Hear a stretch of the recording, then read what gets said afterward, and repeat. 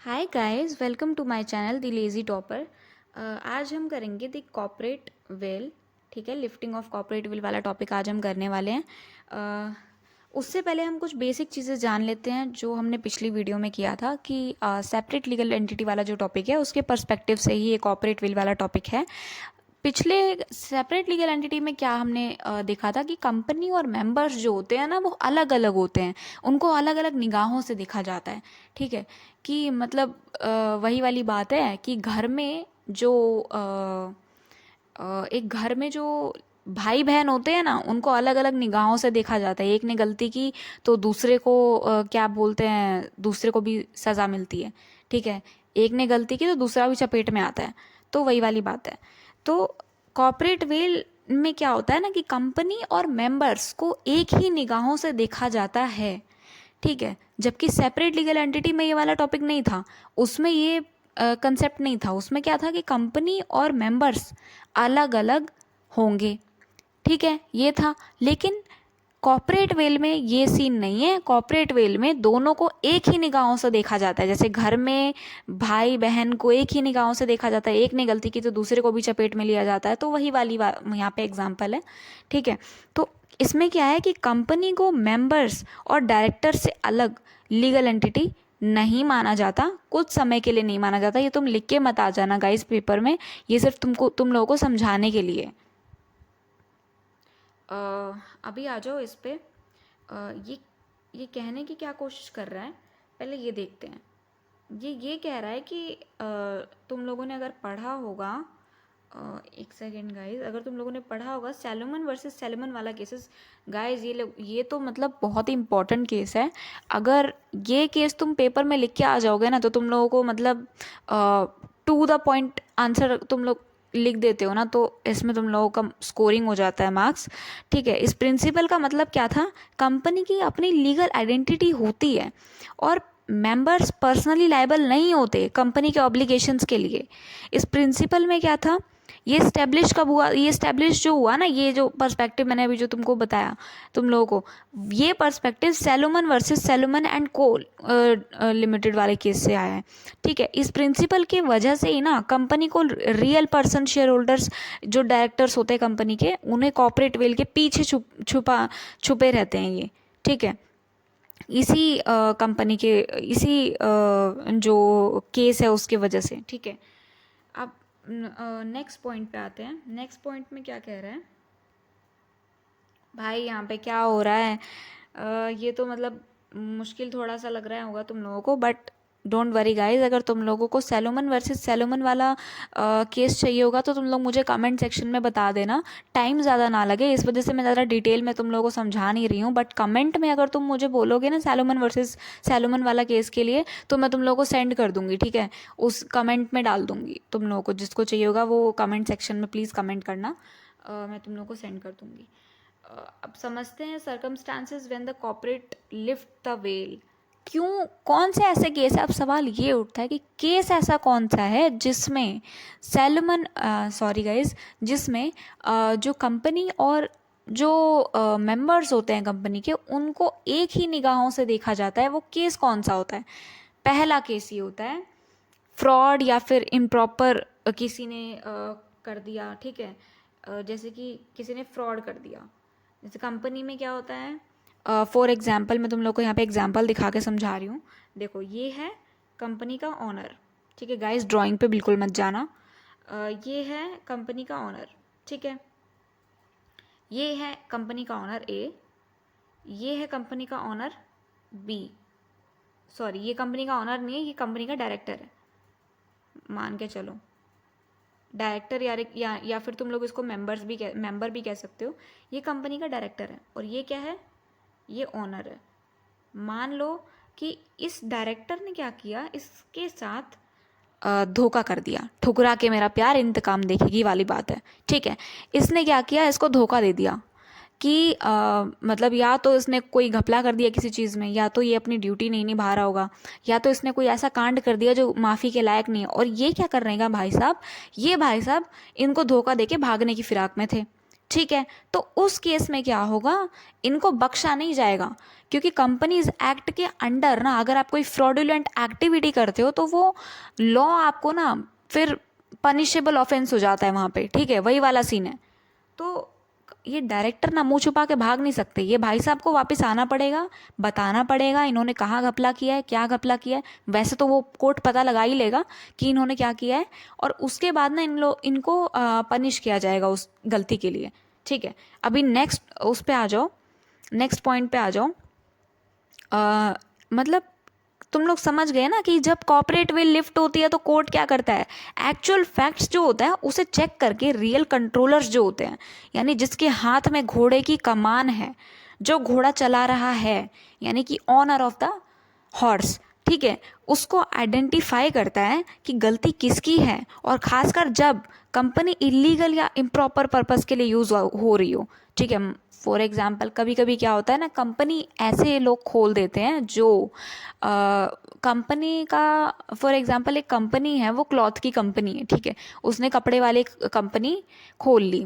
अब वो कपड़ा ना बना के कोई illegal activity, for example drugs बेच रही है पीठ पीछे, और सबको ये पता है कि वो कपड़े बेचने का काम कर रही है, तो ये बाद में अगर पता चला ना कि वो ड्रग्स बेच रही है, देन वो भी फ्रॉडुलेंट एक्टिविटी के अंदर ही आएगा, कि दूसरे को धोखा देना, सामने वाले को धोखा देना जो कि सोसाइटी को हार्म करे, ठीक है, वो अच्छी बात नहीं है गाइस, तो वो चीज़ गलत हो जाएगी।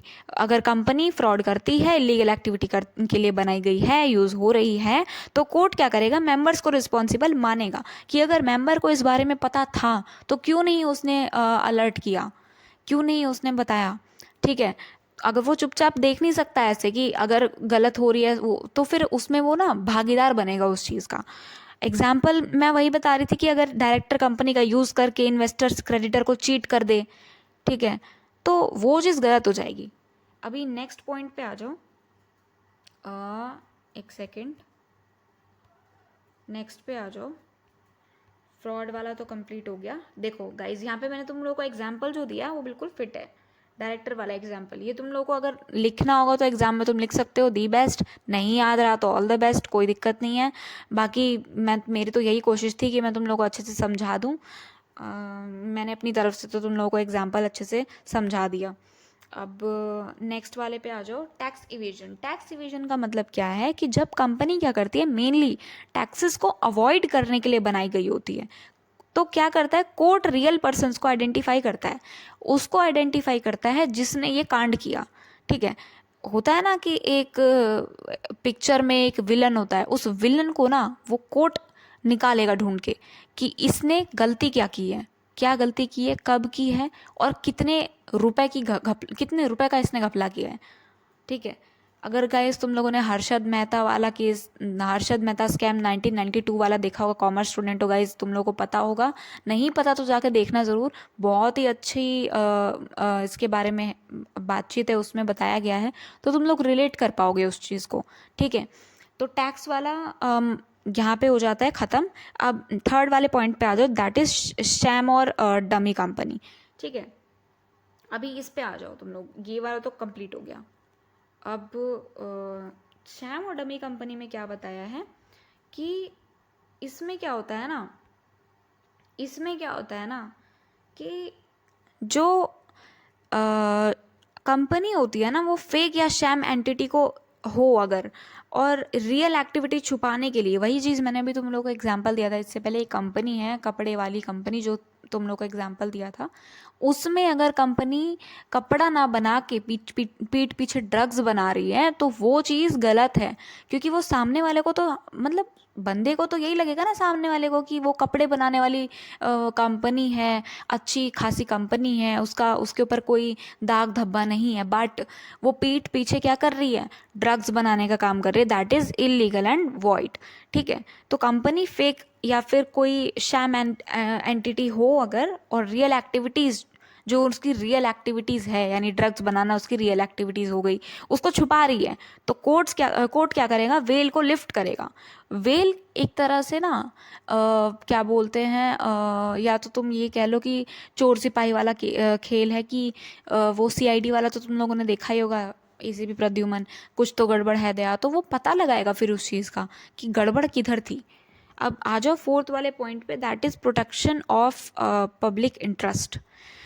गाइस ये प्रोटेक्शन वाला वर्ड तो तुम लोगों को याद हो ही जाना चाहिए, ठीक है। अरे मैं तो मतलब क्या क्या कुछ भी गलत मत समझना प्रोटेक्शन से, ठीक है। प्रोटेक्शन ऑफ पब्लिक इंटरेस्ट की बात कर रही हूँ मैं। इसका मतलब क्या है वो देखो, कंपनी जब एक सेकेंड अंडरलाइन कर देती हूँ, हाँ, कंपनी जब एक्टिविटीज़ जो करती है ना वो सोसाइटी को अगर हार्म करे तो कोर्ट क्या करता है, जो रियल कंट्रोलर्स है उसको चेक करेगा। वही बात है, मैंने तुमको एक ही एग्जांपल दिया, उसी में सब कुछ कवर हो रहा है गाइस, तुम लोग देख सकते हो। तो कंपनी जो है वो अगर ऐसी एक्टिविटी कर रही है जिससे सोसाइटी को हार्म पहुंच रहा है, इन्वायरमेंट जो है वो अफेक्ट हो रहा है, तो वो फिर कोर्ट क्या करेगा, उसको कंट्रोलर्स जो हैं उसके चेक करेगा गलती किसने की थी। अब आ जाओ ये तो हो गया कंप्लीट। अब आ जाओ एनिमी कंपनी पे। अच्छा, हाल ही में एक सेकेंड, हाल ही में तुम लोगों ने देखा होगा ईरान और इजराइल का वॉर चल रहा है अभी, ठीक है। ईरान और इजराइल का वॉर चल रहा है, उसी को मैं एग्जांपल लेती हूँ अब, ठीक है। इजराइल, ईरान है, इजराइल है। इजराइल ने ईरान पे बम फेंका, ठीक है। ये बम बना लेते हैं, let's say this is a bomb, ठीक है। इसने बॉम्ब फेंका, ये जो है वो फिश हो गया, यानी तबाह हो गया ये। अब तुम लोगों ने हाउसफुल 4 तो देखी होगी, बाला वाला सीन, डिश डिश फिश, ठीक है। तो ये वही हो गया, ख़त्म हो गया ईरान, ठीक है। ख़त्म नहीं हुआ, एक तरह से इसको अफेक्ट हुआ, हार्म हुआ, ठीक है। ये हो गया हार्म। अब ये तो चला गया बम्पर में, अपने बम्पर में चला गया ये, सॉरी बंकर में चला गया ये। अब बंकर में तो ये तो सेफ है, इसको तो कुछ नहीं होने वाला। लेकिन अब ईरान जो है ना, ये जो ईरान है ना, ये यहाँ पे बैठा बैठा क्या सोचता है कि मैं क्या करता हूँ ना, इजराइल की जो कंपनी है, ये let's say this is a company का owner and this is a company, चलो ऑनर को छोड़ दो, कंपनी ही बना देती हूँ सीधा मैं। ये let's say this is a company, ठीक है। ये एक कंपनी है, ईरान ने क्या किया, इस कंपनी पे कब्जा कर लिया, पूरा टोटली कब्जा कर लिया। ये रही बाउंड्री, दुनिया भर की बाउंड्री इसने बना दी, और अब ये कब्जा करके बैठ गया है इस पे। तो अब ये क्या करेगा वॉर के टाइम पे, तो यही वो पॉइंट है कि वॉर के टाइम पे अगर कंपनी एनिमी कंट्री के लोग जो होते हैं वो कंट्रोल अगर कर रहे हों, तो कोर्ट क्या करेगा, पहले नेशनैलिटी डिटरमाइन करेगा। नेशनैलिटी किसकी थी, इसराइल की थी। ये कंपनी किसकी थी, इसराइल की थी, no doubt this is a, मतलब ये इसराइल की कंपनी है। बट ईरान ने क्या किया, इस पर कब्ज़ा कर लिया, तो वो उस चीज़ को हार्म करेगा। तो कोर्ट पहले नेशनैलिटी चेक करेगा, देन उसको सोचेगा उसके प्रोटेक्ट के बारे में कि वो उसको प्रोटेक्ट किया जाना चाहिए कि नहीं किया जाना चाहिए, हमारे हाथ में जो है, फिर वो उनके हाथ में जो है, फिर वो देखते हैं, ठीक है। अब 6 पॉइंट पे आ जाओ, अवॉइडेंस ऑफ लीगल ऑब्लिगेशंस, ठीक है। इस पे आ जाओ। इसमें क्या बताया है कि एक सेकेंड, इसमें क्या बताया, तुम लोगों को दिख नहीं रहा होगा, अब दिखेगा, हाँ।